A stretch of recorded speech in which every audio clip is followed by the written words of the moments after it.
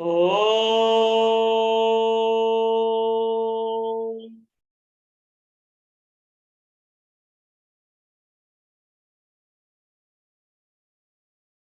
ओम।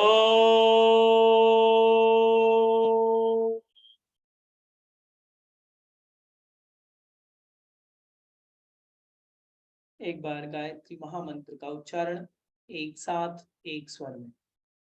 ओम भूर्भुवः स्वः तत्सवितुर्वरेण्यं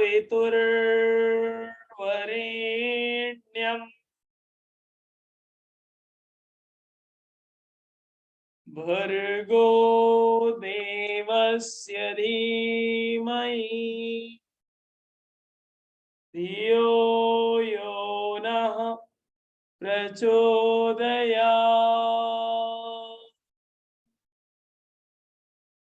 Rub both palms and rub face, release and relax. आप सभी का स्वागत है आज के इस नवरात्रि के 7वें दिवस पर। हम सभी रामचरितमानस के मर्म को जान रहे हैं, साथ ही साथ इसे जीवन में चरितार्थ करने के लिए संकल्पबद्ध भी हैं। आज के इस नवरात्रि के 7वें दिन पर हम सभी एक विशेष महत्वपूर्ण और अति महत्वपूर्ण कहें तो अतिशयोक्ति नहीं होगी, अति महत्वपूर्ण विषय को हम सभी आत्मसात करेंगे। आज का विषय बहुत ही मार्मिक है और हम सभी के जीवन में प्रत्यक्ष सहज रूप से धारण किया जा सकता है। और आज का विषय अगर समझ जाते हैं तो इस सारी पूरी रामचरितमानस के इन 7 दिनों की कथा का सार माना जाएगा। आज का विषय है, पहला विषय हम ये लेंगे कि माया जाल से बंधन मुक्ति। माया जाल जो है उससे बंधन मुक्ति कैसे हो, इसका सरल तरीका क्या है, ये आज के इस प्रसंग में हम लोग सीखेंगे, जानेंगे और आत्मसात करने का प्रयास करेंगे। साथ ही साथ हम लोग जानेंगे ज्ञान और भक्ति में अभिन्नता कैसी है। ज्ञान और भक्ति की अभिन्नता हम लोग जानेंगे कि उसको किस तरह से आत्मसात कर सकते हैं और अपने जीवन में अपना सकते हैं। पहला विषय हम लोग लेंगे माया जाल से बंधन मुक्ति। जो माया जाल है इस पूरे संसार में, इस पूरे ब्रह्मांड में जो फैला हुआ है चराचर जगत में, उससे कैसे बंधन मुक्त हो। सबसे पहले हम लोग जानेंगे कि माया एक्चुअल में क्या है, उसका अर्थ क्या है, उसका स्वरूप क्या है और वो किस तरह से हम सभी के जीवन में समाहित है और उसका क्या प्रभाव पड़ता है। इन सभी बातों को हम लोग आज जानेंगे रामचरितमानस की इस 7वें भाग में। आप सभी तैयार हैं? उम्मीद करते हैं आप सभी की मनस्थिति बन चुकी होगी और जो इन लोगों को अनुकूलता है वो लोग कैमरे को खोल करके और पूरी श्रद्धा पूर्वक इस विषय का आत्मसात करेंगे और विषय को ग्रहण करेंगे। जैसे कि माया का अर्थ अगर देखा जाए तो माया का अर्थ होता है अज्ञान। बहुत ही सरल शब्द, माया अर्थात अज्ञान, उलझन।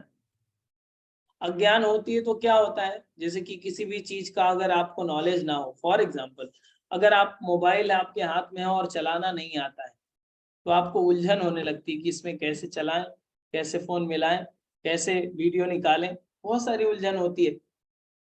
एक सामान्य सा उदाहरण है। तो माया को अज्ञान के रूप में लिया है गोस्वामी तुलसीदास जी और इसी स्वरूप को लेकर के आगे बताते हैं कि किस तरह से ये जीव के लिए बहुत विशेष विष के रूप में काम करती है। ठीक उसी तरह से ये काम करती है जैसे कि मछली जब जो जल में तैर रही होती है उसको एक छोटी आटे की गोली उसके प्राण ले लेती है। मछुआरा जाता है, आटे की गोली लगाता है उसमें राउंड करके और वो उस आटे की गोली खाने के चक्कर में वो अपना प्राण त्याग देती है। कुछ ऐसी स्थिति है माया और जीव की। हम सभी को जो ये जीवन मिला हुआ है वो इस अंधकार में, अज्ञान में चाहे वो पैसे की दौड़ हो, चाहे वो वस्तुओं की दौड़ हो, चाहे वो पद की दौड़ हो, चाहे वो आपकी प्रसन्नता की दौड़ हो, चाहे वो आपके ऐश्वर्य की दौड़ हो, चाहे वो वर्चस्व की दौड़ हो, चाहे वो आपके बड़े ज्यादा नाम की दौड़ हो। एक दौड़ है जिसमें दौड़ते जा रहे हैं, दौड़ते जा रहे हैं, दौड़ते जा रहे हैं। जिस तरह से मछली एक छोटे आटे के कारण अपना प्राण गंवा देती है, ठीक उसी प्रकार से भंवरा थोड़ी सी गंध लेने के लिए, भंवरा पुष्प की गंध लेता है और वहां से अपने प्राण गंवा देता है।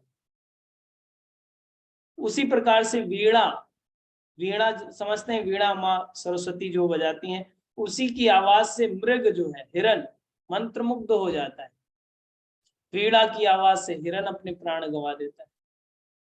और ठीक वैसा ही उदाहरण है, जैसे कि आप कुत्ते को देखे हो, तो कुत्ते को हड्डी डाल दिया जाए, किसी बोन को दिया जाता है तो वो चबाने लगता है और उसे रस आता है। आज की स्थिति भी कुछ ऐसी ही है, हम सभी की मनस्थिति चारों तरफ आप देखेंगे तो कुत्ते जैसी स्थिति बन रखी है। कुत्ता क्या करता है, जैसे बोन चबा रहा है और उसे मजा आता है, उसे ऐसा लगता है कि बोन में जो उसमें है कुछ नहीं, वैसे मांस नहीं है, केवल बोन है, फिर भी उसे मजा आता है, क्योंकि उसके जो अंदर का ओरल कैविटी है वो उसमें कट लग जाता है, गलफड़े कट जाते हैं, तो ब्लड उसी का होता है, अपना ही खून चाट रहा होता है उस समय, और उसे मजा आता है। ठीक उसी तरह से आज हम लोगों की स्थिति है, अपनी ही संपदा को लेकर के, अपनी ही वर्चस्व को, अपने ही ओज को, अपने ही तेज को, अपने ही इस जीवन को गर्त में डाल रहे हैं। चाहे वो हम लोग का खान पान हो, चाहे वो हम लोग का लाइफ स्टाइल हो, चाहे वो हम लोग के सोचने का, चिंतन करने की शैली हो, कहीं ना कहीं इसी दिशा की ओर आगे बढ़ रहे हैं। माया के बहुत बड़े आयाम की बात मैं नहीं कर रहा, माया के उस प्रैक्टिकल पक्ष की बात कर रहा हूं जो हम लोगों के जीवन में आए दिन दिखती है, अज्ञानता की बात कर रहा हूं। अगर इस बात को और थोड़ा प्रैक्टिकल जोड़ें तो आप, किसको नहीं पता है कि शराब पीना अच्छी बात नहीं होती है, किसको नहीं पता है, लेकिन अच्छी से अच्छी शराब कौन पीता है? हाई एजुकेटेड पीपल, जो उच्च स्तर की शिक्षा प्राप्त किए हैं, वही लोग हाई क्वालिटी वाली अल्कोहल को पीते हैं, शराब को पीते हैं।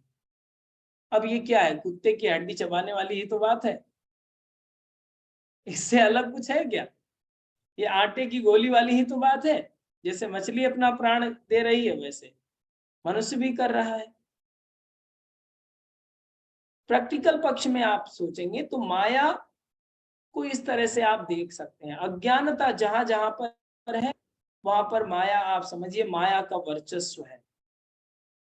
सही बात आपको दिख ही नहीं रही, आपको पता है कि सुबह जगना चाहिए लेकिन जगते नहीं है। सूर्य जब उग जाएगा, ऑफिस का टाइम डॉट हो जाएगा, तब जल्दी जल्दी कूद के उठेंगे बंदरों की तरह, और बंदरों की तरह इधर उधर करके फिर निकल जाएंगे, और जानवरों की तरह पूरा दिन काम करेंगे, फिर आएंगे जानवरों की तरह फिर सो जाएंगे। अगर इस स्थिति में है तो किसके प्रभाव में है? माया के, या माया के पति के? माया का एक मायाधीश भी है, माया का पति भी है, या माया के? तो माया और भक्ति का डिफरेंस हम लोगों ने पहले समझ लिया है कि जहां पर भक्ति रहेगी, भक्ति किसके प्रति? भगवत के प्रति, उस ईश्वरीय चेतना के प्रति, उस आराध्य के प्रति आपकी भक्ति रहेगी तो माया नहीं रहेगी। इसको आगे भी, आज भी प्रमाणित करेंगे, कुछ साक्ष्य रामचरितमानस के इसको और भी अच्छे से प्रमाणित करेंगे। तो इस तरह से जब अंधकार आ जाता है जीवन में, ईर्ष्या, द्वेष, जलन, कपट, छल, वासनाएं आ जाती हैं, तो हम सभी के जीवन को उसी तरह से खा जाती हैं, खोखला कर डालती हैं। इतना महत्वपूर्ण जीवन, और इस जीवन की महत्ता बताने के लिए रामचरितमानस हो, चाहे वाल्मीकि रामायण हो, चाहे वेद हो, चाहे पुराण हो, चाहे श्रीमद् भगवत गीता हो, सभी आर्ष ग्रंथों का मूल ले लिया जाए तो श्रेष्ठ चीज ही बताई जाती है कि मानव कृति से श्रेष्ठ इस वसुंधरा पर कुछ भी नहीं है। अगर आपको श्रेष्ठतम कृति के रूप में आपको जीवन दिया गया है तो ये विशेष स्थिति है, और इस विशेष स्थिति को देकर किसी ने क्या गलती कर दी है क्या? जो आप सारे कुकर्म कर रहे हैं, आप शराब पी रहे हैं, आप जुआ खेल रहे हैं, आप अत्याचार कर रहे हैं, आप प्रदूषण कर रहे हैं, आप पापाचार कर रहे हैं, सभी तरह के जो कुकर्म हैं वो सभी आपने ग्रहण कर लिए हैं।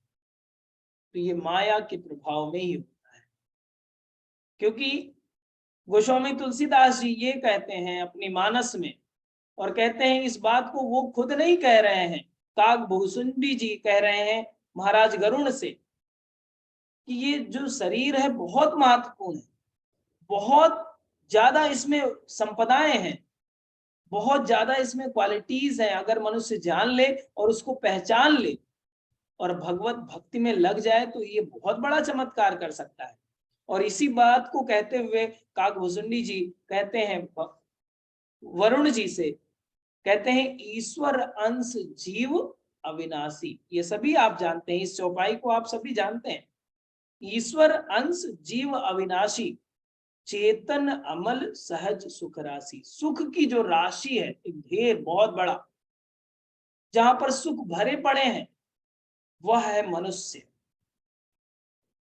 वह है यह जीव जो मनुष्य कहलाता है, जो मानव कहलाता है, जो ह्यूमन बीइंग्स कहलाता है। ये मानव जाति है, इसमें ऐसी सुख की राशि भरी पड़ी है। तो भौतिक जगत में आज देख लीजिए तो क्या कम है क्या? आप स्विच दबाते हैं पवन देव प्रकट हो जाते हैं, आप स्विच दबाते हैं अग्निदेव प्रकट हो जाते हैं। कोई सिद्धि की जरूरत नहीं, अतिरिक्त सिद्धि की जरूरत है ही नहीं। आप केवल एक इशारा करते हैं, जल देव प्रकट, वरुण देव प्रकट हो जाते हैं। आप एक इशारा करते हैं, आप छोटे से रूम में जाते हैं और इंद्रदेव बारिश करने लगते हैं, सावर आप पे बारिश करने लगता है। कितनी बड़ी उपलब्धि है कि नहीं है? और इन सारी सुखों के बावजूद भी, इन सारी संपन्नताओं के बाद भी मानव की स्थिति आज की क्या है? दुखी है, परेशान है, पीड़ित है, शांति नहीं मिल रही है, चैन नहीं है, मौका नहीं है, टाइम नहीं मिल पा रहा है भगवत कार्य के लिए। केवल किसके प्रभाव में है? अंधकार की। किसके प्रभाव में है? अज्ञान की। किसके प्रभाव में है? आसुरता की। किसके प्रभाव में है? पाप की। तो जिसका प्रभाव होगा आपके जीवन पर, वैसा स्वरूप होगा आपका। अगर अज्ञानता का प्रभाव है, अंधकार का प्रभाव है, तो अंधकार में जीवन भी दिखता है। अगर अंधकार में जीवन नहीं दिखता तो ये आत्महत्या का जो स्तर बढ़ता जा रहा है, भारत में ही नहीं विदेशों में भी है, तो ये आज नहीं बढ़ता। अंधकार का ही तो प्रभाव बढ़ रहा है। समझ में नहीं आ रहा है। ऐसा लगता है जहां पर ये कहा जाता था चेतन अमल सहज सुख राशि, वहीं के लोग आत्महत्या कर रहे हैं। वहीं के लोगों को पता ही नहीं कि जीवन को करना ही क्या है। अब लटक जाते हैं फैन में, कहीं रस्सी ढूंढते हैं, कहीं पानी में छलांग लगा देते हैं, कहीं ट्रेन के नीचे आ जाते हैं। ये बस यही है कि उस मूल अंश से हम लोग छूट चुके हैं, उस मूल अंश को हम लोग खो चुके हैं। क्या? ज्ञान और अज्ञानता की शरण में। तो ज्ञान के शरण में जाना है। ईश्वरीय चेतना क्या है? अच्छाइयों का समुच्चय। भगवत चेतना क्या है? अच्छाइयों का समुच्चय। राम राम राम राम राम राम करते हैं और एक भी जीवन में अच्छाई नहीं है राम वाली। सारे गुण रावण वाले कर रखे हैं। अहंकार भी पराकाष्ठा पे है। थोड़ा बोल भर दीजिए बस, देखिए कितना बड़ा तांडव कर देंगे और कहेंगे राम भक्त हैं। तो ये किसका प्रभाव है? राम का प्रभाव है इसलिए आप अहंकारी हो गए हैं?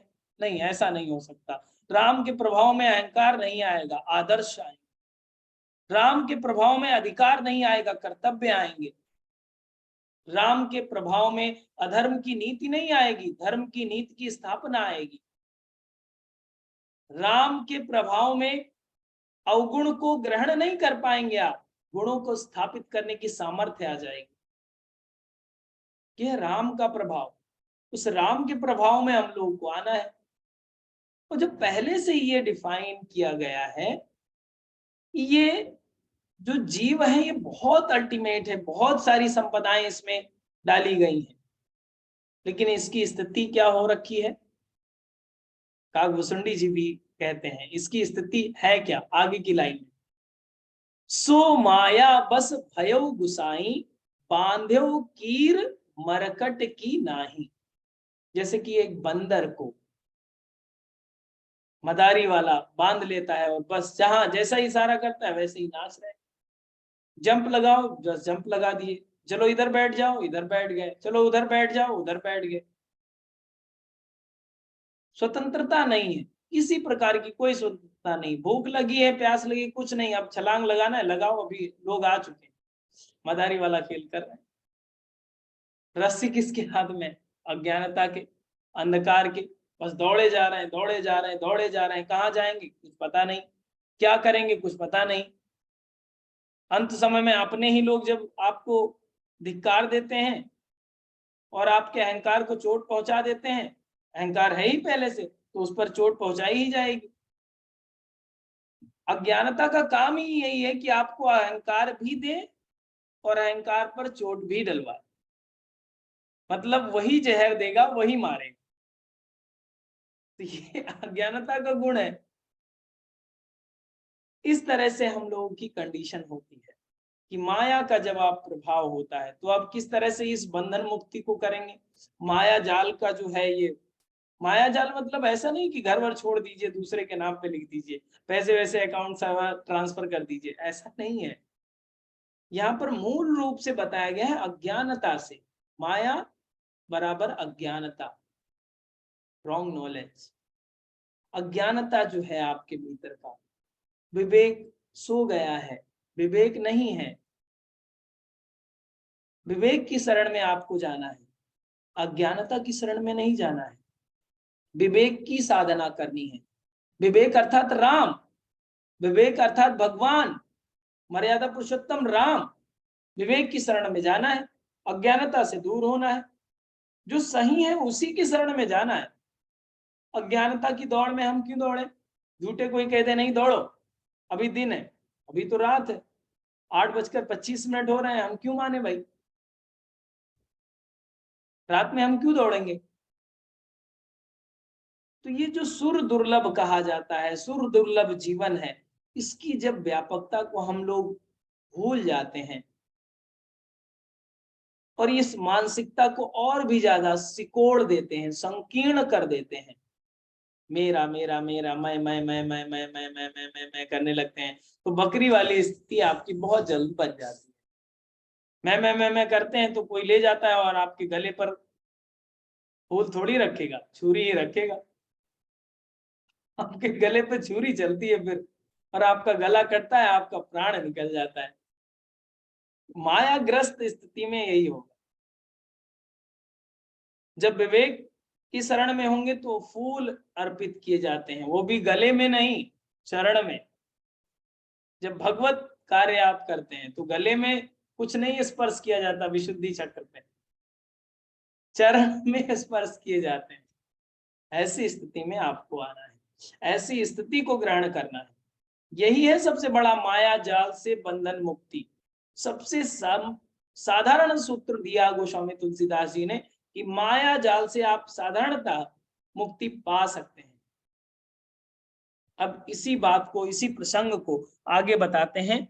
फिरत सदा माया का फेरा, काल कर्म स्वभाव गुण हेरा, आकर 4,84,000 जोनि भ्रमत यह जीव अविनाशी। इस तरह से इसका वर्णन करते हैं कि 84 लाख पता नहीं कितने जन्म ले चुके हैं, भटक रहे हैं, जन्म मृत्यु जन्म मृत्यु जन्म मृत्यु, बस एक किनारे नहीं लग पाए हैं अभी तक।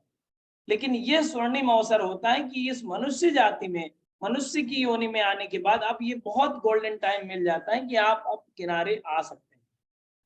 मौका है विवेक की शरण में जाने का, मौका है भगवत शरण में जाने का, मौका है अंधकार से दूर होने का, मौका है ज्ञान में स्थापित होने का। और इसी टाइम में बहुत सारे लोग रील्स देख रहे होंगे। मौका है नवरात्रि में उपासना करने का, इसी समय में बहुत सारे लोग कुभत्स पदार्थों का सेवन कर रहे होंगे। मौका मिला है अपने जीवन को थोड़ा उत्कृष्ट बनाने का, प्रकृति सहयोग कर रही है कि नहीं हो पा रहा है, उन पर ज्यादा प्रभाव है। हम लोग इस राम कथा को सुन रहे हैं, पढ़ रहे हैं, अध्ययन कर रहे हैं, तो हो सकता है भगवत कृपा कुछ विशेष है हम लोगों पर, या पहले से बैंक बैलेंस होने का अच्छा रहा है इसीलिए तो बैठे हैं, मनस्थिति बन रही है इसीलिए। ये मानना चाहिए, बिल्कुल सभी को मानना चाहिए कि अगर आगे अच्छे शुभ कर्म नहीं होते तो इस तरह से व्यवस्था नहीं बनती, मनस्थिति नहीं बनती। पहले मनस्थिति बनती है फिर व्यवस्था बनती है। तो मनस्थिति अगर बन रही है आपकी तो आप समझ जाइए आप सामान्य व्यक्ति नहीं है, आप राम की सेना के वाले ही व्यक्ति हैं। चाहे आप रीछ हो पहले, बानर हो पहले, जामवंत हो पहले, या हनुमान हो पहले, या नलनील हो, लेकिन हैं उस राम सेना के ही दूत, है आप में विशेष गुणवत्ता ही। क्योंकि आपने सुना है जहां राम कथा होती है हनुमान जी पहले ही विराजमान, आप इनवाइट करो या नहीं करो, राम कथा हो रही है तो पहले आएंगे। तो राम कथा में कौन आएगा? आप हनुमान से कम नहीं है, हनुमान से कम का स्तर है ही नहीं किसी का, किसी का नहीं है। वैसा ही पुरुषार्थ करने की सामर्थ्य है, बस अपने भीतर इस प्रकाश की ओर जाने का, ज्ञान की ओर जाने का, अंधकार से दूर होने का और विवेक में स्थापित होने की जरूरत है। वही जब वहां पर जामवंत जी हनुमान जी की शक्ति को जागृत कर रहे थे, और यहाँ हम लोगों की शक्ति कौन जागृत कर रहा है? गोस्वामी तुलसीदास जी रामचरितमानस के माध्यम से, कि हम लोगों की शक्ति जाग जाए, विवेक जाग जाए, विवेक में स्थापित हो जाए, और फिर समुद्र जैसे छलांगना हो, आसानी से छलांग जाएंगे। कोई बहुत बड़ी बात नहीं है। जो ये लंका का समंदर था वो कितनी लंबाई कितनी थी पता है आपको? कितनी योजन थी? योजन कहा जाता है,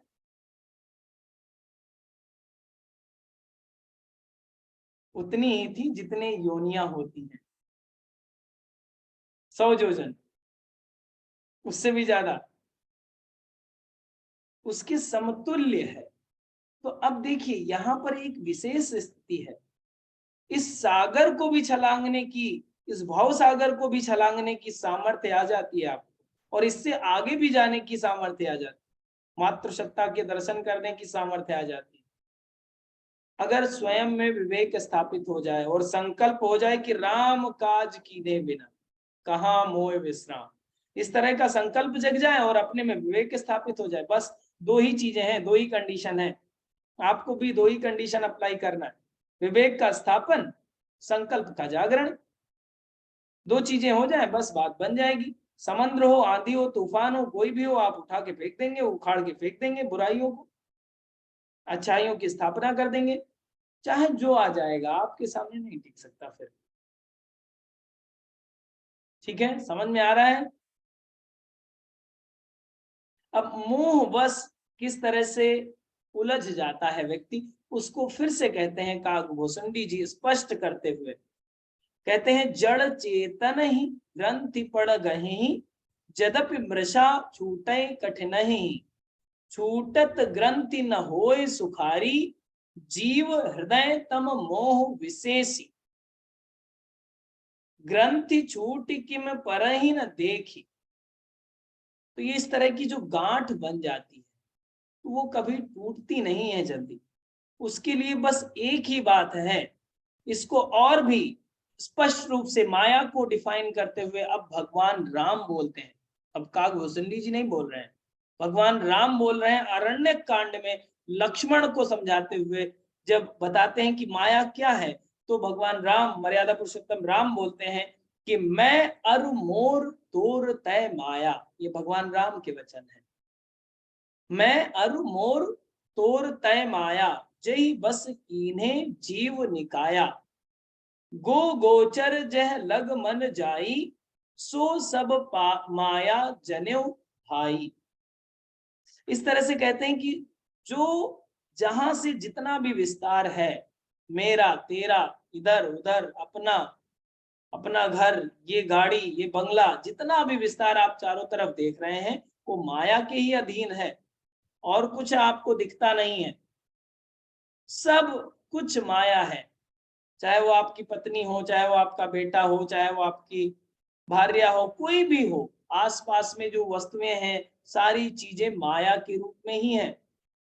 और इसे अज्ञान से अब थोड़ा सा संबंधित कर लीजिए तो समझ में आएगा। ज्यादातर यही तो लगता है हम लोग को, ज्यादातर क्या, हमेशा यही लगता है कि ये हमारा है। लगता है कि नहीं, ये अपना है, जो चारों तरफ आपको दिख रहा है आपका, वो आपका ही तो लगता है। लेकिन आप अंदर से आवाज करके पूछिए क्या आपका है क्या? नहीं। एक लिमिटेड टाइम दिया गया है कि ये इतने दिन के लिए आपका, और इसके बाद दूसरे का, इसके बाद तीसरे का, इसके बाद चौथे का। टाइम ड्यूरेशन है उसका, सेट काल है नहीं आपका, मान बैठे हैं। इस तरह से माया में हम लोग घिरे हुए हैं। फिर पुनः से कहा, घुसंडी जी कहते हैं, अति प्रचंड रघुपति के माया। अब यहाँ पर विशेष रूप से देखिए, अलग ही पूरा विषय ही बदल गया है। अति प्रचंड रघुपति के माया, जय न मोह अस को जग जाया। इस तरह से रघुपति की ही ये माया है, और किसी की नहीं है। ये पूरी माया भी रघुपति की ही है, दूसरे की नहीं है, दूसरा व्यक्ति नहीं कह रहा है। ये रघुपति की ही माया है, आप अलग मत समझिए इसको। जो भी आपको दिख रहा है ये सब रघुपति का ही दिया हुआ है। उन्होंने ही थोड़ा सा खेल रच दिया है आपके जीवन में, उसको खेलते रहिए आप, या फिर उनकी तरफ कदम बढ़ाइए। दो ही रास्ते हैं, या खेल में फंस के और पूरा खेलमय जीवन जी जाइए, या फिर उनकी तरफ कदम बढ़ाने का अवसर भी है। जिस तरह से कल की कथा में बताया था कि माँ का शिशु जब रोता है तो उसको पहले खिलौने दिए जाते हैं, छोटे छोटे मोटे। जब बिल्कुल नहीं मानता है तब उसे गोद में लिया जाता है। तो वैसी ही स्थिति है, ये है माया प्रभु की। माया किसकी? प्रभु की। प्रभु की सब माया है। आप बैठे हैं, हम बैठे हैं, तो ये किसकी माया है? प्रभु की माया है, इसलिए तो बैठे हैं। उनके बिना कुछ हो सकता है क्या? नहीं हो सकता। और इस बात को और भी विशिष्ट रूप से जब स्पष्ट किया जाता है तब कहते हैं विभीषण जी। विभीषण जी का एक वचन आता है, तब लगी बसत जीव मन माही, तब लगी प्रभु प्रताप रवि नाही।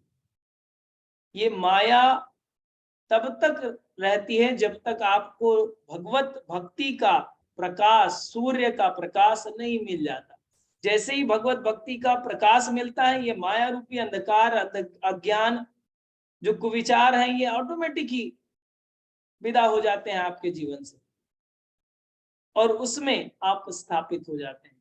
तो एक ही केवल विषय है इस माया से छूटने का, कि जो हो रहा है और जो होगा और जो हो चुका है, ये भूत भविष्य वर्तमान का जो स्वामी है वो एक ही है, एक निष्ठ। सही हो रहा है, गलत हो रहा है, वो हम लोगों ने कल की कथा में समझ लिया। भरत और राम जब चित्रकूट पर मिले, वहां पर भी समझ लिया भक्ति के उदाहरण में। और यहाँ भी माया को से भी छूटने के लिए भी सहज उदाहरण है कि इस तरह से भी हम भगवत भक्ति के शरण में अगर रहेंगे, अगर स्वयं सूर्य के पास रहेंगे तो अंधकार कैसे आपके पास आएगा? नहीं आएगा। अंधकार आपको स्पर्श नहीं कर सकता। और इसको और भी सुंदरता से गोस्वामी तुलसीदास जी जब लिखते हैं तो कहते हैं कि ये जो माया है ये छाया की तरह है। सूर्य और छाया, इसी तरह से माया को बताया है। कितना सरल है, माया छाया के रूप। तो जब सूर्य रहेगा तो छाया नहीं रहेगी। इसको आगे लिखते हैं कि राम दूर माया बढ़ती, घटती जानि मन माह, भूरी होत रवि दूर लखी, सिर पर पौथर छा। इसका कहने का मतलब यह है कि जैसे जैसे सूर्य दूर होता है आपकी छाया भी लंबी हो जाती है। गोस्वामी तुलसीदास जी बहुत ही साधारण उदाहरण में बताते हैं कि जैसे जैसे सूर्य दूर होगा आपकी छाया लंबी हो जाती है, जैसे जैसे सूर्य नजदीक होता है, जैसे सर के ऊपर हो तो माया कहाँ हो जाती है, अर्थात छाया कहाँ हो जाती है, सर पैर के नीचे, छोटी सी, पैर के नीचे दिखाई भी नहीं देती। और जैसे जैसे सूर्य दूर जाता है फिर से माया लंबी होती जाती है, अंधकार बढ़ता जाता है, तमस बढ़ता जाता है।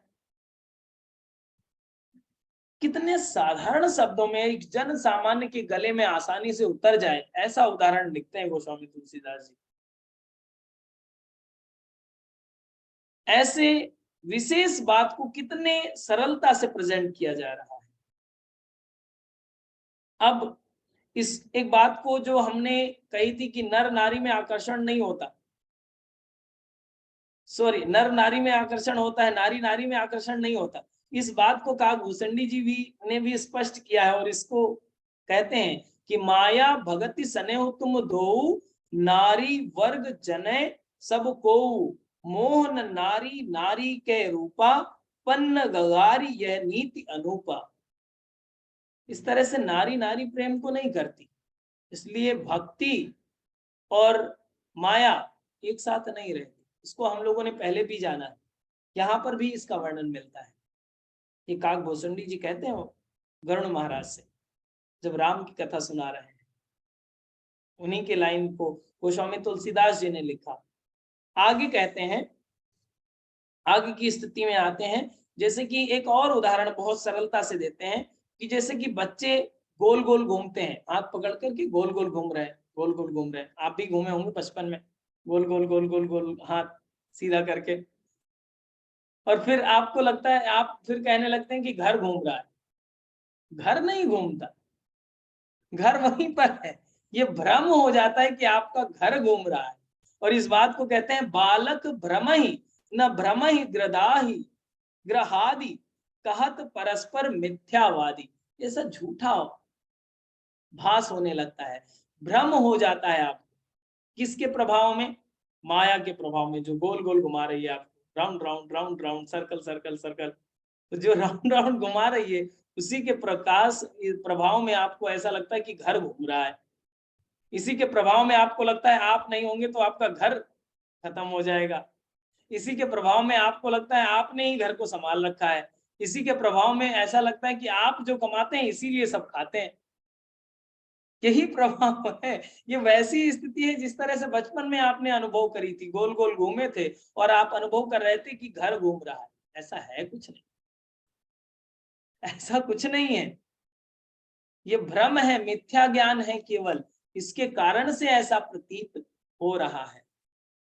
आगे इसी को और स्पष्ट करते हुए कहते हैं, निज भ्रम नहीं समझे अज्ञानी, प्रभु पर मोह धरई जड़ प्राणी, जथा मगन घन पटल निहारी, झाप्यों भानु कहीं को विचारी। जो अज्ञानी व्यक्ति होता है वो सूर्य को भी ढकने का प्रयास करता है। जो अज्ञानी व्यक्ति होगा तो ज्ञान से ज्ञानी बातें बता दीजिए, लेकिन उसको बस ढक देगा बादल की तरह। ये बात कौन कह रहा है? ये बात भगवान शिव स्वयं कह रहे हैं। इस बात को फिर से सुनिए रामचरितमानस में, निज भ्रम नहीं समझे अज्ञानी। निज का भ्रम नहीं समझ पाता है, अज्ञानी नहीं समझ पाता है। प्रभु पर मोह धरई जड़ प्राणी, प्रभु पर मोह धरई जड़ प्राणी। अगर प्रभु में अगर मोह लगा ले, स्नेह कर ले, उनमें अपनी लगन लगा ले, निष्ठा को समर्पित कर दे तो बात बन जाए। जथा मगन घन पटल निहारी, घन की तरह, पटल की तरह, बादल की तरह, जिस तरह से बादल सूर्य को ढकने का प्रयास करते हैं, झापे हो भानु कहीं को विचारी, इस तरह से ढक देता है सूर्य। ऐसा लगता है कि जब बादल होते हैं कि सूर्य तो है ही नहीं, लेकिन क्या ऐसा होता है कि सूर्य नहीं है? आप थोड़ा फ्लाइट से उड़ के देखिए तो नीचे बारिश हो रही होती है, ऊपर सब सूर्य है, प्रकाश। तो ये तो अज्ञान का आवरण है जिसके कारण से सूर्य नहीं दिखता है। लेकिन सूर्य कभी ढकता है क्या? नहीं, आप आवरण, आउटर कवर लग जाता है केवल, इसके कारण से नहीं दिखता है। अब फिर और भी ज्यादा जब मोहग्रस्त होता है तो मोह निशा सब शुभ निहारा, देखई सपन अनेक प्रकारा। तब आप सपने देखने लगते हैं। अरे ये करेंगे, बेटा है तो ये कर देगा, बड़ा होगा तो ये बन जाएगा, वो बन जाएगा, ये कर देगा, हम चैन से सोएंगे, हम चैन से बैठेंगे, ये हो जाएगा तब आराम से बैठेंगे। लेकिन ऐसा कभी हुआ नहीं। ऐसा ये भ्रम के कारण आपको लगता है, आप अनेक अनेक सपने देखने लगते हैं अपनी अनुकूलता अनुसार। अपनी अनुकूलता अनुसार सोचते हैं कि ये करेंगे तो ये हो जाएगा और यही मिलेगा, लेकिन वो ऐसा होता नहीं है। वो होता वही है जो नियति को निर्धारित होता है। आप सोचिए, जितना आपने परिकल्पना करी है जीवन के आरंभ से और अब तक, कितना 100% हुआ है? कितने में आप 100% रिजल्ट रहा है? कभी तो ए से जेड हो गया है, कभी जेड से ए हो गया है, कभी बीच में फंस गए हैं। तो वो चीजें शाश्वत नहीं हो रही हैं, भ्रम है। बट आपका विचार है, आपका सपना है, आप उसको निरंतर देख रहे हैं।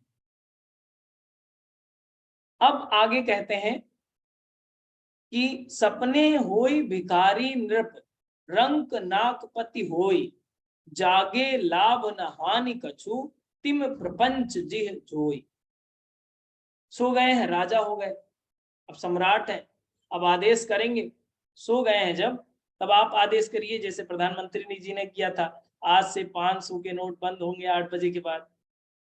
अब ऐसा आप सोच लीजिए कि आज से 2000 के नोट बंद हो जाएंगे, तो क्या बंद हो जाएंगे आपके कहने से? सपने में देखिए कि आपने अनाउंस किया है, आप प्रधानमंत्री बन गए। लेकिन ये जैसे ही सपना टूटेगा, 8 घंटे की नींद, तो याद आएगा कि आपको ड्यूटी पे जाना है, याद है कि आपको योगा क्लास करना है सुबह। तो ये भ्रम टूट जाता है जैसे नींद टूटती है। नींद टूटने का अर्थ है जीवन जब अंतिम शिखर पर होता है, तब आपकी नींद टूटती है कुछ सेकंड के लिए, जब कुछ ही श्वासें शेष होती हैं। वो किस लिए नींद तोड़ देते हैं भगवान? कि आप पछता लीजिए थोड़ा सा, इतने कुकर्मी हो कि लास्ट में भी आपको पछताना ही पड़ेगा, इसलिए जगा देते हैं थोड़ा। भगवान की तरफ से इशारा होता है। देखिए कैसा खेल चल रहा था, अभी समझ में आ रहा है कुछ है आपका? नहीं है। श्वास छूट रही है, कुछ बच रहा है? ये प्रपंच है जो चारों तरफ लोग खड़े हुए हैं कि आप निपटिए और आपको जलाया जाएगा, आपको डुबाया जाएगा, आपको मिटा दिया जाएगा इस शरीर को, और आप जितना काम करके गए हैं सभी का श्रेय दूसरों को मिल जाएगा। जितनी भी मेहनत है आपकी, उसका श्रेय किसको मिलेगा? आपको मिलेगा क्या मरने के बाद? नहीं, दूसरों को मिलता है। जितनी भी आपकी गाड़ी कमाई है, जितना भी मेहनत का है, सब दूसरे से लोग सदुपयोग करें या दुरुपयोग करें, आप निर्धारित नहीं करेंगे। हो सकता है आप प्रेत बन जाएं और आसपास में घूमें, लेकिन आप उसमें हस्तक्षेप ज्यादा नहीं कर सकते, उसमें ज्यादा छेड़खानी नहीं कर सकते। ऐसी बातें बताई जाती हैं कि सबसे पहले हम लोगों को इस माया के बंधन से अगर मुक्त होना है, तो प्रयास करना है कि अज्ञानता से छुटकारा पाएं, ज्ञान में स्थापित हों, विवेक पूर्ण जीवन शैली अपनाएं। बहुत ही प्रैक्टिकल है। माया से छूटने के लिए आपको जंगल में जाने की जरूरत नहीं है। माया से छूटने के लिए किसी अन्य जगह पर जाकर के अपने कुकर्म को प्रायश्चित करने की जरूरत नहीं है। माया से छूटने के लिए ज्ञान में स्थापित होने की जरूरत है। अपने जीवन शैली को, अपने व्यवहार को, अपने चिंतन को बदलने की जरूरत है। यही है माया से मुक्ति का रास्ता, और कुछ नहीं है। जहां पर भी है, जैसे भी है, आपका एक चिंतन बदल जाता है तो मानव से महामानव बनते ज्यादा समय नहीं लगता। मानव से देव मानव बनते ज्यादा समय नहीं लगता। एक विचार केवल बदल जाता है। एक विचार आपका बदल जाए तो विवाह के मंडप से भागते ज्यादा समय नहीं लगता। कौन भागा था पता है आपको? विवाह के मंडप से कौन भागा था? समर्थ गुरु रामदास का नाम सुना है? नहीं सुना? शिवाजी के गुरु कहलाते हैं। समर्थ गुरु रामदास जी से विवाह हो रहा था, बिल्कुल मंडप सजा था। वो पंडित जी ने कहा सावधान, एक बार कहा, 3 बार बोला जाता है सावधान। दूसरी बात में अलर्ट हो गए कि अरे ये बोल क्यों रहे हैं, इंटेलिजेंट आदमी थे पहले से। तीसरी बात में सोचा अरे ये इसलिए बोल रहे हैं क्योंकि ये जीवन इसीलिए नहीं मिला है कि विवाह कर लें परिवार बढ़ाएं और मौज मस्ती की जीवन जिए और पूरा केवल इसी में हल जोतते रहें और कुछ नहीं करना। अरे छोड़ो, भागो जल्दी, सावधान बोला जा रहा है, अलर्ट। तुरंत गायब, आंगन से गायब, मंडप से गायब हो गए। फिर वो जो व्यक्ति गायब हुआ वो राम समर्थ रामदास बना और भारत की संस्कृति में एक नया स्वर्णिम अक्षरों में उनका नाम लिखा जाता है। विशेष स्थिति को प्राप्त किया, ऐसे व्यक्तित्वों को गढ़ दिया जिन्होंने भारत के उत्थान में बहुत ही बड़ी भूमिका निभाई, भारतवर्ष को अखंड बनाने में बहुत बड़ी भूमिका निभाई। ऐसी स्थिति है, एक विचार केवल आपको पिन कर जाए, एक विचार आपका बदल जाता है तो एक सामान्य सा बालक स्वामीनारायण हो जाता है। ज्यादा समय नहीं लगता, एक विचार, एक ब्रह्मांडीय चेतना का प्रवाह आ जाता है। जब चेतना में तो विशेष स्थिति को व्यक्ति प्राप्त होता है। एक विचार ही आ जाता है तो एक सामान्य राजकुमार बुद्ध हो जाता है। एक विचार ही आ जाता है, एक प्राण चेतना का प्रवाह ही आ जाता है तो एक सामान्य व्यक्ति महावीर बन जाता है। ज्यादा कुछ नहीं है। और ऐसी ही प्राण चेतना, ऐसी ही विचार का प्रवाह अगर हम लोग आत्मसात कर पाए तो ज्यादा समय नहीं लगेगा आपकी चेतना को पराचेतना में बदलते और इस मानव जीवन को महामानव बनते, देव मानव बनते और उच्चतम स्थिति को प्राप्त करते हुए। ये संपदाएं मिली हुई हैं, सुख राशि है, इसका आपको सदुपयोग करना है। इस तरह से हम लोग माया के बंधन से मुक्त हो सकते हैं। माया के जाल से बंधन मुक्ति का इससे सरल रास्ता नहीं हो सकता जो रामचरितमानस में वर्णित। हो सकता है क्या? बस यही रास्ता है कि आप क्लास करते रहिए, ज्ञान को प्राप्त करते रहिए, योग को जीते रहिए। आसानी से आपको सही चीजें आपको पता होती रहेंगी, समझ में आती रहेंगी। यहाँ का टेंशन तो कम होता रहेगा। एटलीस्ट सोएंगे, सुकून से सोएंगे कि हाँ ठीक है, पंच तत्वों में विलीन होना है, आज हम पंच तत्व का ध्यान कर लेंगे। कितना सुखद अवसर होता है वो। सोते हैं वो भी, अब जो लोग नाइट मेडिटेशन करते हैं सोते हैं वो भी सकारात्मक ऊर्जा के साथ। सुबह होता है योग करते हैं, दोपहर में थोड़ा सा टाइम मिलता है आप किसी क्लास में अटेंड हो जाते हैं। तो चारों तरफ से अपने आप को पोषित कर रहे हैं। ये कहाँ स्थापित होने की बात हो रही है? योग से पहले विवेक में स्थापित होने की बात हो रही है, और कुछ नहीं। ये योजना है, एक योजनाबद्ध तरीके से आपके मस्तिष्क में उस देव तत्व की स्थापना की जा रही है। यही भगवत कार्य है, यही राम काज है। और इस राम काज करने में ना आपको विश्राम होना चाहिए ना मुझे, तभी बात बन पाएगी। क्या जरूरत है विश्राम करने की? 4 घंटे, 5 घंटे, 6 घंटे बहुत है आपके लिए सोने के लिए। बाकी क्या करेंगे? समाज सेवा करेंगे, लोक कल्याण करेंगे, अच्छे विचारों को देंगे दूसरों को।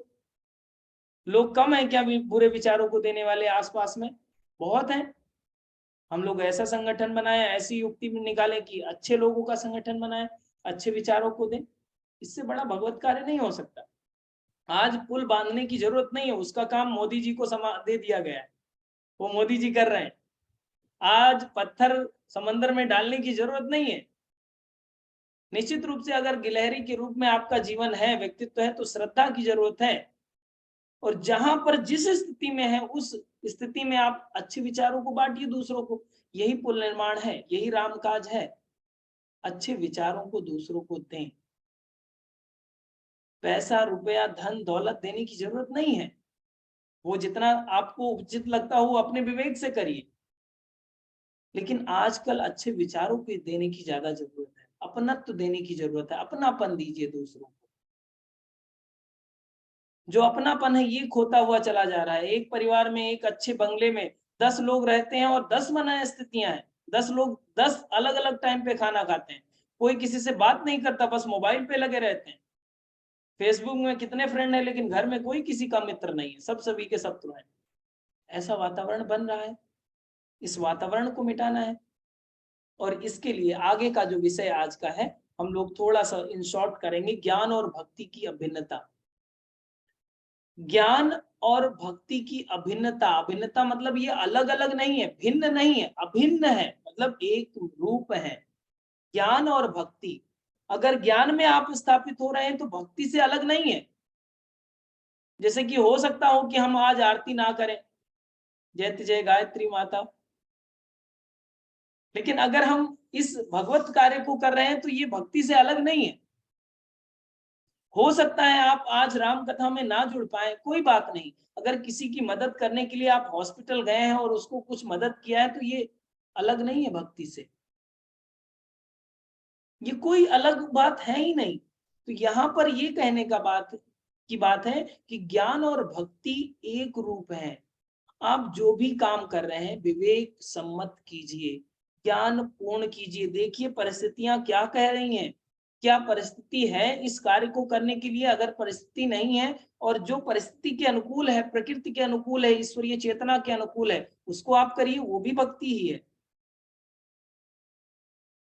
माना कि आपकी एज ज्यादा हो गई है या कोई मेडिकल इश्यू है, पहले आप व्रत रहते थे 9 दिन और आपको अभी लो ब्लड प्रेशर की समस्या है, तो ऐसा नहीं कि आपकी भक्ति खत्म हो गई।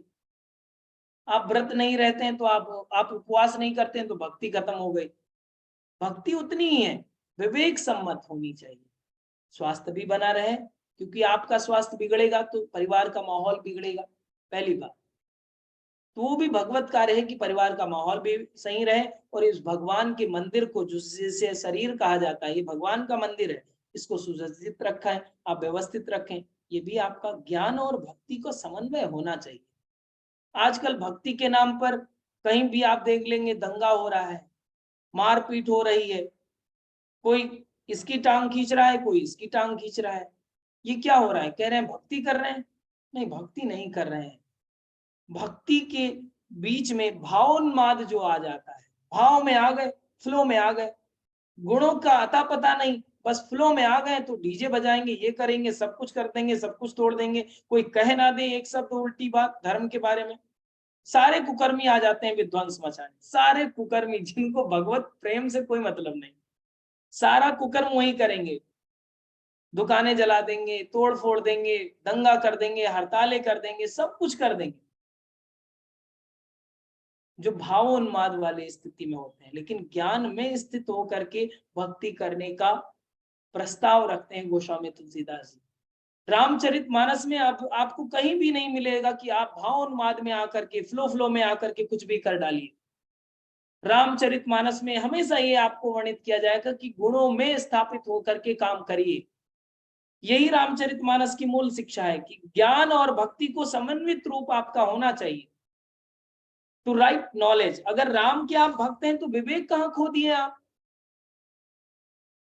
कि किसी ने कुछ आधी बात कह दी, किसी का मस्तिष्क ठीक नहीं है तो आप उसी के पीछे लग जाएंगे क्या? नहीं, आपका ज्ञान संतुलित होना चाहिए, उसी पूर्ण आपको काम करना चाहिए।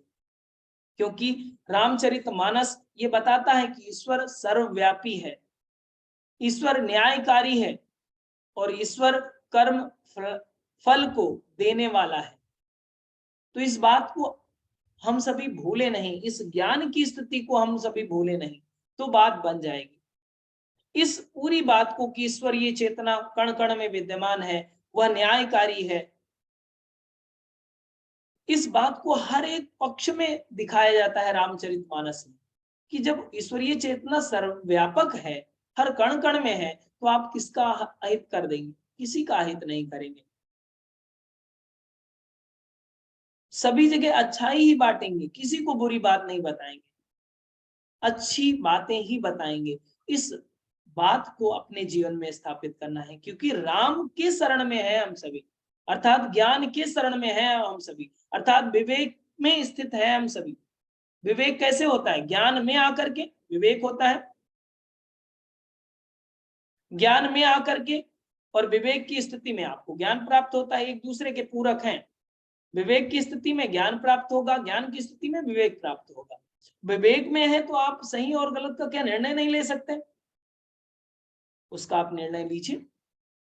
तो भक्ति और ज्ञान में अभिन्नता मत समझिए कि ये ज्ञान की बातें करते हैं, भक्ति की बातें इनको पता नहीं। हम जानते हैं कि हम भक्त हैं तो हम कितना बड़ा काम कर सकते हैं। ज्ञान सम्मत होना चाहिए, विवेक पूर्ण होना चाहिए, जिसमें लोक कल्याण भी हो और मानवता का उत्थान भी हो, ऐसी ही भक्ति की स्थापना करने की शिक्षा देती है रामचरितमानस। ऐसी बातों का समावेश किया है गोस्वामी तुलसीदास जी ने कि मानवता का कल्याण हो, जीवों का कल्याण हो, जीवों का उत्थान हो। और इस बात को लेकर कि कौन सा संप्रदाय, कौन सा धर्म, कौन सी नीति नहीं कहती, यही बात तो कहते हैं, मानवता का कल्याण। सभी धर्म, संप्रदाय, जाति जो भी है, चाहे जिस संप्रदाय की आप बात कर ले, मानवता के कल्याण से अलग कोई बात नहीं करता, उसी में आपको स्थापित करना है। तो राम अलग नहीं है, राम मानवता के लिए है। बस मानवता को स्थापित करने के लिए आपको रामचरितमानस की इस विशेष शिक्षा को ग्रहण करना चाहिए कि ज्ञान और भक्ति में अभिन्नता नहीं है, अभिन्नता है, भिन्नता नहीं है, ये अलग नहीं है, एक रूप है। इसको हम सभी ग्रहण करें। और इसको गोस्वामी तुलसीदास जी भी कहते हैं कि काल भुजुंडी जी फिर से पुनः से गरुण संवाद में कहते हैं इसको, बिनु विश्वास भगति नहीं, ते ही बिनु द्रवित न राम, राम कृपा बिनु सपने हूं, जीव न लह विश्राम। इस बात को कहते हैं कि राम के बिना आपको विश्राम नहीं मिल सकता, अर्थात विवेक के बिना आपको विश्राम नहीं मिलेगा। सही नॉलेज ना हो, आप भटकते रहिए, न नींद आएगी, न चैन पड़ेगा, न दिन में सुकून होगा, न रात में सुकून होगा, कभी सुकून नहीं मिलेगा अगर अज्ञान की शरण में रहेंगे। तो अपने जीवन में बस देखना है कि हम अभी की स्थिति में जो जीवन जी रहे हैं वो कितना ज्ञान के स्तर में है और कितना अज्ञान के स्तर में। और ये फॉर्मूला, ये सूत्र अगर हम सभी ने ग्रहण किया तो कितना सरल हो जाएगा माया के बंधन से मुक्त होना। आज तक ये कल्पना थी हम सभी के मस्तिष्क में, ये हाइपोथेसिस थी, पहले से किसी ने डाल दिया था शायद अज्ञानतावश, कि माया से छूटा नहीं जा सकता। अरे माया कैसे छोड़ देंगे आप, अभी कितना आसान है। गोस्वामी तुलसीदास जी ने कितने स्पष्ट रूप से बता दिया कि माया से आसानी से छूट सकते हैं आप। विवेक की शरण में जाइए, ज्ञान की शरण में जाइए, जो राइट है, जो उचित है, उसको आपको करना है, विवेक सम्मत करना है। क्लियर? आज की बात इतनी ही। आज की राम कथा में हम यही दो विषय ले रहे हैं और बहुत ही सरलता से इसको हम सभी ने समझा है कि माया के बंधन जाल से कैसे मुक्ति पाएंगे और ज्ञान और भक्ति की अभिन्नता कैसी है। दोनों हाथ ज्ञान मुद्रा में कर लें, आंखें सहजता से बंद कर लें, मन को शांत स्थिर करें, सहज करें। ईश्वरीय चेतना, दैवी सत्ता का मन ही मन स्मरण करते हुए एक बार दीर्घ ओम का उच्चारण, देन शांति पाओ।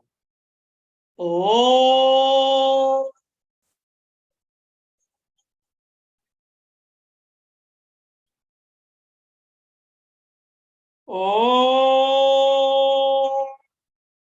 शांति शांति शांति। Rub your both palms. Under your face, release and relax. Thank you all of you. नमस्ते। आप सभी का हृदय से आभार आज की इस रामचरितमानस के बारे में जानने के लिए। बहुत ही ज्यादा महत्वपूर्ण है। आप सभी से निवेदन है कि कल की भी रामचरितमानस के बारे में आप सभी सम्मिलित हों और अपने इष्ट मित्रों को भी साझा करें ताकि अधिक से अधिक लोगों को लाभ मिल सके। आप सभी का हृदय से आभार।